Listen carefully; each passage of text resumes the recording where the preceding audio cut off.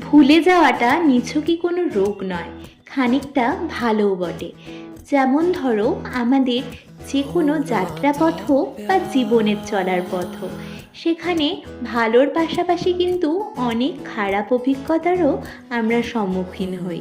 কিন্তু যদি আমরা সেই খারাপ জিনিসগুলোকে মনে রাখতাম, তাহলে আমরা নতুন করে জীবনটাকে চলা বা নতুন কোনো অ্যাডভেঞ্চারাস জার্নি স্টার্ট করার ক্ষেত্রেও কিন্তু এক বা দুবার ভাবতাম। কিন্তু যেহেতু আমরা ভুলে যাই, তাই যে সমস্ত কিছু ভালো, সে সমস্ত কিছুটাকে আগলে রেখে বা আঁকড়ে নিয়ে চলা বা এগিয়ে চলার নামই কিন্তু জীবন।